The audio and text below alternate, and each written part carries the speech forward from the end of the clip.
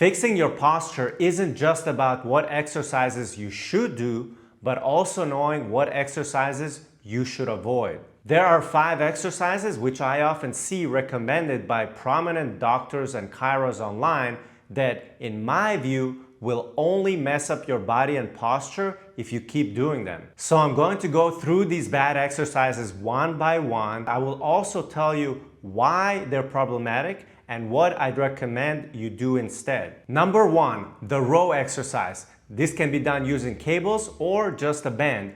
Row exercises are often recommended for strengthening the back muscles, especially the rhomboids, which are the muscles in between your shoulder blades. The rationale people use is, well, you need the rhomboids to be strong so they can pull your shoulders back. But as I already covered in the video where I busted 5 myths about posture, the last thing you want is to pull your shoulders back into this unnatural position.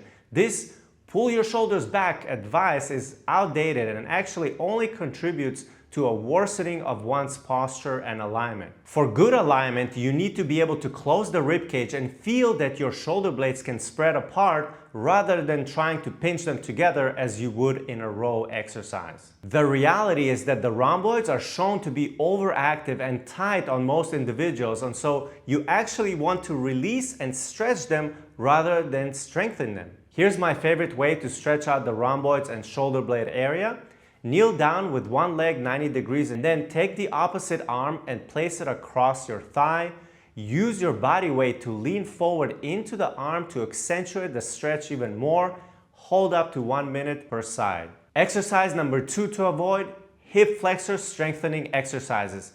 This will sound controversial, but the last thing you want to do is strengthen your hip flexor muscles, especially your psoas major. There are so many physical therapists out there who say you should strengthen these muscles, but I think it's a huge mistake because the psoas is literally one of the most overactive muscles for most people, and it contributes to so many dysfunctions both in the upper body and the lower body.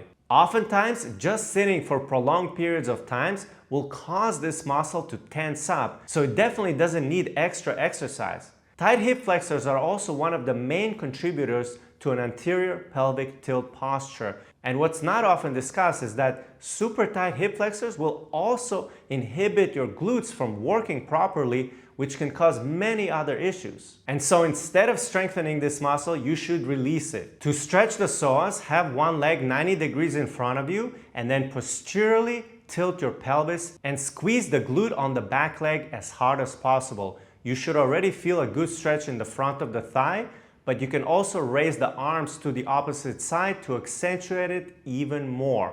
Hold up to 1 minute per side. The third exercise you should avoid: sit-ups.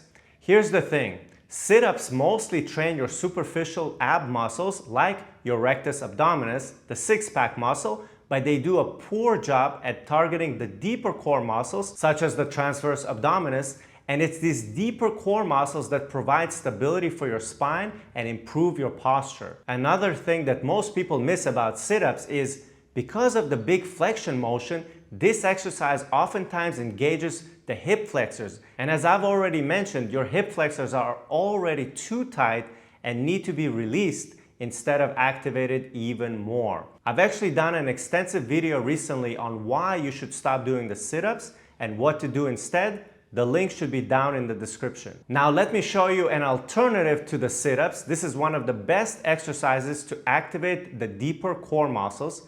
Get on all fours and push into the floor while sucking in your belly button as hard as you can. At the same time, feel like you're expanding those shoulder blades apart. Now raise one arm at a time while maintaining your stomach in.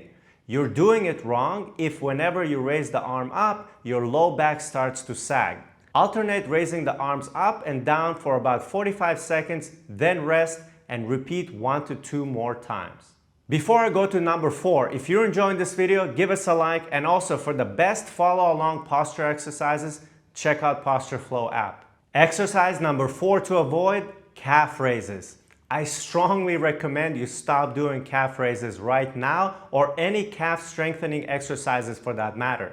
See, we use our calves every day for walking, running, and jumping, And because of all that activity, it's a muscle that is chronically tight on most individuals and should be released daily instead of made stronger. When your calves are tight, it will limit your foot's dorsiflexion, which will tip your pelvis forward, and that will only worsen your anterior pelvic tilt. So stop doing those calf raises and instead release your calves. Start by foam rolling them. Place one leg on top of the other to add extra pressure and work on slowly rolling the inner and outer portions of the calf.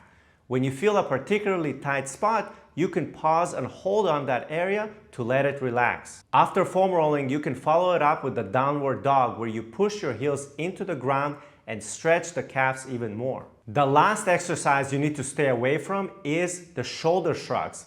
This one is usually done with heavy dumbbells and it seems to be a gym favorite. But in terms of neck pain and posture, this exercise actually overworks the already tight and overactive neck muscles, such as the upper traps and the levator scapula. And these are the very muscles that contribute to a forward head posture and neck pain. So I recommend you release these neck muscles instead of tightening them up even more with shoulder shrugs. A neck stretch I would recommend is one where you turn your head towards your armpit and then use your hand to push your head down.